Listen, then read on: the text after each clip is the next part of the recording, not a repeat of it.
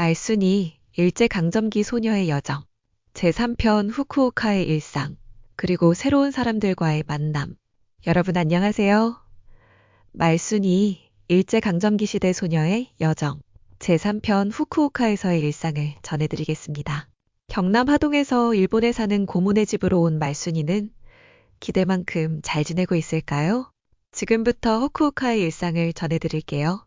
후쿠오카에서의 말순이의 삶은 마치 느리게 흐르는 강물처럼 더디지만 서서히 제자리를 찾아가고 있었다. 짭조름한 바다 내음 대신 낯선 도시의 먼지 섞인 공기가 익숙해지고 알아들을 수 없는 일본어 속에서도 자주 듣는 몇몇 단어들은 귀에 익어갔다.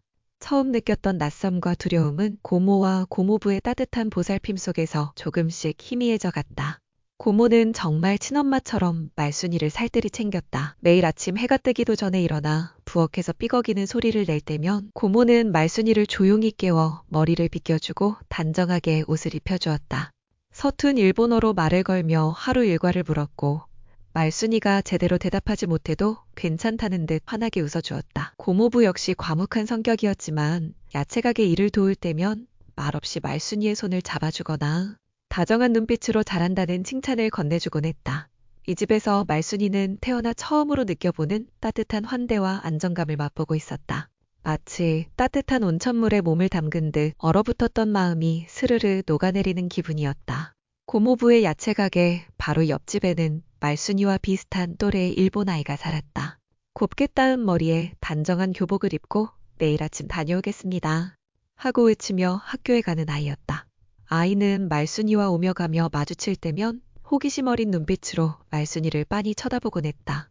말순이 역시 그 아이를 쳐다보았지만 아직 말 한마디 건네지 못했다. 말순이는 겨우 곤니치와 안녕하세요 같은 간단한 인사말 정도만 할 뿐 사실상 벙어리나 마찬가지였다. 일본말을 유창하게 하지 못하는 것이 답답하고 때론 부끄럽기도 했다. 그래도 말순이의 눈은 늘 옆집 아이의 발걸음을 쫓았다. 매일 아침 즐거운 표정으로 제잘거리며 소학교에 가는 아이들을 볼 때면 말순이의 가슴속에서는 작은 기대감이 부풀어 올랐다. 나도 언젠가 저 아이들처럼 학교에 갈 수 있겠지? 고모가 아버지한테 약속했잖아. 소학교도 보내준다고. 그 약속이 말순이의 가슴속에 희망의 씨앗처럼 심어져 있었다. 말순이의 하루 일과는 온통 집안일과 야채가게 일로 빼곡했다. 아침 일찍 일어나 고모를 도와 밥을 짓고 다다미를 닦고 빨래를 널었다. 햇살 좋은 날이면 빨래를 널면서도 고향 하동의 푸른 하늘을 떠올리곤 했다. 오후에는 야채가게로 가서 고모부를 도왔다. 쌓여있는 감자를 깎고 시든 잎을 다듬어 버리고 손님에게 건넬 채소들을 가지런히 정리했다. 싱싱한 오이를 닦을 때면 아삭한 오이 냄새가 손끝에 배었고 붉은 토마토를 옮길 때는 토마토 특유의 달콤한 향이 코끝을 스쳤다. 어깨가 뻐근하고 손가락이 아릴 때도 있었지만 말순이는 내색하지 않았다. 이곳에서 열심히 일하면 돈도 모을 수 있고 그 돈을 고향 하동의 부모님에게 보낼 수 있을 거라는 희망이 말순이를 지탱하는 힘이었다. 그러면 동생들은 더 이상 배를 골지 않을 것이었다. 배고픔에 칭얼대던 동생들의 작은 얼굴들이 아른거릴 때마다 말순이는 굳게 주먹을 쥐었다. 이 낯선 땅에서의 힘겨운 노동이 언젠가는 고향의 가족들에게 행복을 가져다 줄 것이라고 말순이는 굳게 믿었다. 후쿠오카의 해는 그렇게 매일 떠올랐고 말순이의 작은 희망은 땀방울과 함께 단단하게 여물어갔다. 말순이가 일본 후쿠오카에 온 지도 어느덧 10개월이 훌쩍 지났다. 하동을 떠나온 날 낯선 바다 냄새와 축축한 공기에 멀미를 하던 때가 아득하게 느껴질 만큼 말순이는 제법 이곳 생활에 익숙해졌다. 삑살이 나던 일본말도 이젠 어설프게나마 입에 붙었고 고모네 집 삐걱이는 나무마루와 볕잘 드는 다다미방, 야채가게의 구석구석은 눈 감고도 찾을 수 있을 만큼 손에 익었다. 아침이면 김이 모락모락 피어오르는 된장국 냄새로 하루를 시작했고 저녁이면 고모부의 피곤한 한숨과 함께 가게 문을 닫았다. 하지만 말순이의 마음 한구석에는 여전히 채워지지 않는 기대감이 남아있었다. 바로 소학교 입학에 대한 것이었다. 고모는 말순이를 친엄마처럼 살뜰히 챙겼고 밥을 먹다가도 말순아 더 먹어라 하며 숟가락 위에 반찬을 얹어주곤 했다. 그런데도 학교 이야기는 단 한 번도 꺼내지 않았다. 매일 아침 옆집 유미코가 단정한 교복을 입고 책가방을 메고 다녀오겠습니다 하고 활기차게 나서는 뒷모습을 볼 때마다 말순이의 입술은 저절로 꾹 다물어졌다. 고모의 약속이 혹시 그저 인사치레였을까 하는 생각에 가슴이 답답해질 때도 있었다. 고모부의 야채 가게는 나날이 번창했다. 채소와 과일만으로는 손님들의 수요를 다 감당하기 어렵다고 판단한 고모부는 가게 건물을 확장해 반찬거리 생선까지 판매할 계획을 세우고 있었다. 쿵쿵쿵 망치질 소리가 연신 울려 퍼졌다. 낡은 벽을 허물고 새롭게 튼 공간에는 비릿한 바다 냄새가 진동했다.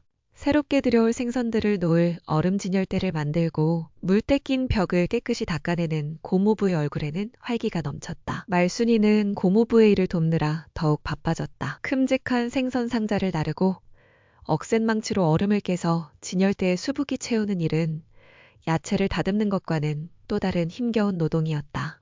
손가락이 얼어붙을 듯 차가웠고 비린내가 옷에 배어 밤이 되어서야 겨우 빠지곤 했다. 그럼에도 말순이의 일본 생활이 외롭지만은 않았던 건 옆집 유미코 덕분이었다. 말순이보다 2살 어렸지만 유미코는 타국에서 온 말순에게 둘도 없는 친구가 되어주었다. 처음에는 서로 말없이 눈만 마주치며 어색하게 웃기만 하던 두 아이는 어느새 고모부의 가게 앞 작은 골목에서 함께 소꿉놀이를 하고 소곤소곤 이야기를 나누는 사이가 되었다. 유미코는 말순이의 서툰 일본어를 비웃지 않았다. 오히려 말순이가 더듬거리며 말할 때면 고개를 기울여 귀 기울여 주었고 때로는 몸짓 발짓 섞어가며 답답해하는 말순이의 마음을 헤아리려 노력했다. 유미코의 밝고 순수한 눈빛은 말순이의 고향에 대한 그리움을 잠시나마 잊게 할 만큼 따뜻했다. 외로운 타국에서 유미코는 말순이에게 가장 큰 위로이자 기댈 수 있는 작은 어깨가 되어주었다. 말순이는 유미코와 함께 있는 시간만큼은 낯선 땅에서의 고단함을 잊을 수 있었다. 후쿠오카 거리는 조선에서 온 사람들을 심심찮게 볼 수 있었다. 징용 노동자들이 많았기 때문이었다.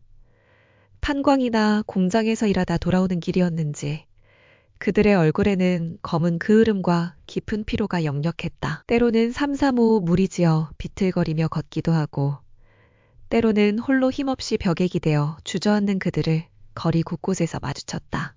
꾀쭈쭈한 옷차림에 해진 신발, 그리고 고향을 잃은 듯한 지친 눈빛을 볼 때마다 말순이는 고향의 아버지가 떠올랐다. 새벽부터 밤늦게까지 반치를 하던 아버지의 굽은 등과 거칠어진 손이 자꾸만 아른거렸다. 말순이는 그들을 보면 왠지 모를 동질감을 느꼈다. 그들 역시 고향을 떠나 낯선 땅에서 고생하고 있다는 것을 말순이는 누구보다 잘 알고 있었다. 길에서 징용 노동자들을 마주치면 목마르세요? 하고 물으며 가게에서 가져온 물 한 잔이라도 건네주려 했었고 고모부의 야채 가게에 그들이 들르면 더욱 친절하게 맞아주었다. 시든 야채는 아낌없이 버리라는 고모부의 말에도 불구하고 한 개라도 더 싱싱한 것을 얹어주거나 떠리로 나온 생선을 몰래 봉투에 넣어주기도 했다. 징용 노동자들 역시 말순이를 보면 고향의 어린 동생이나 딸이 생각나는 듯 했다. 말순이의 작은 얼굴에 새겨진 고단함과 동시에 엿보이는 순수함이 그들의 지친 마음에 작은 위안이 되었을까.